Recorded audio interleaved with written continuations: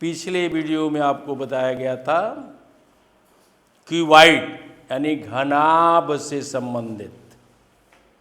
आज हम लोग सीखेंगे घन यानी क्यूब से संबंधित।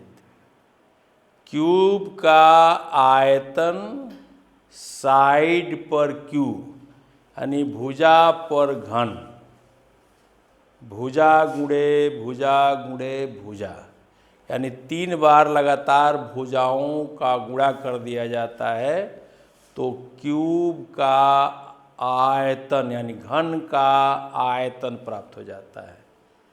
तो जैसे हम उसमें एक भुजा ज्ञात किए थे उसी तरह से इसमें भी हम एक भुजा कैसे निकालेंगे उसके बारे में सीखना है। इसमें थोड़ा सा उससे हट करके है कि उसमें एक भुजा ज्ञात करने के लिए 2 भुजाएं दी गई होती हैं और इसमें एक भुजा ज्ञात करने के लिए एक तरकीब अपनाना पड़ता है।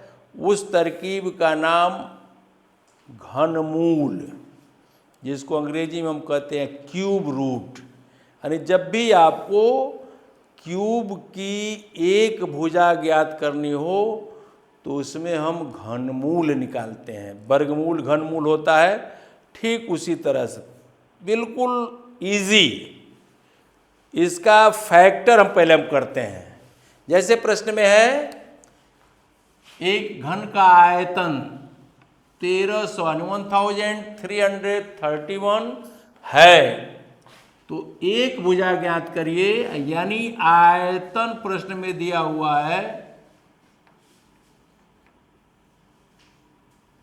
1331।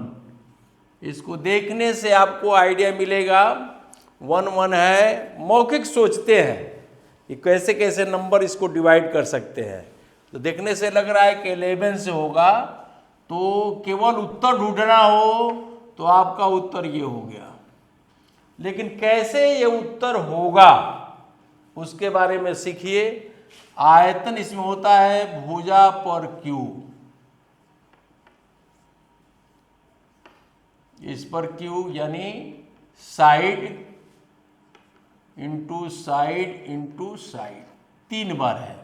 तो 3 बार का मतलब एक ज्ञात करने का मतलब 3 में से एक ज्ञात करने का मतलब होता है घनमूल ज्ञात करना।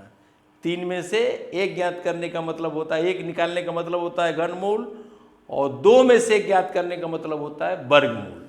कैसे देखिए, ये कहीं इसकी विधि है, यहाँ 30 और ये आप रखेंगे 11 से डिवाइड करिए 1 टाइम, 2 इसमें से यहाँ आया, ठीक है ना, 2 टाइम और फिर 11 हो गया, 121 आ गया। 121 सीधे आपका होता है 11, फिर यहाँ 11 आ गया, फिर 11, फिर यहाँ हो गया 1 आया। इसका 11 इंटू 11 इंटू 11, एक भुजा ज्ञात करिए, यानी 3 भुजा क्या है 11 इंटू 11 इंटू 11। ये कैसे आया, ये गुणनखंड आपकी है, और गुणनखंड करने के बाद 3 में से एक ले लेते हैं, यानी 3 देखिए ना, भुजा गुणे भुजा गुणे भुजा। पूछा क्या गया है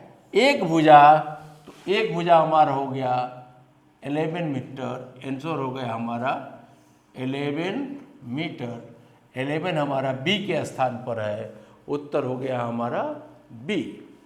तो करना इसमें क्या है, जब भी क्यूब का एक भुजा पूछा जाए तो केवल और केवल गुणनखंड करके उसमें से 3 में से एक ले लीजिए, वही आपके प्रश्न का उत्तर हो जाएगा। और उसी पर आधारित ये है, यानी 729 है। 729 का इसी तरह से रफली जल्दीबाजी गुणनखंड कर लीजिए, या मौखिक भी देख सकते हैं। तो यहाँ देख रहे हो 9 2 11 और 7 18।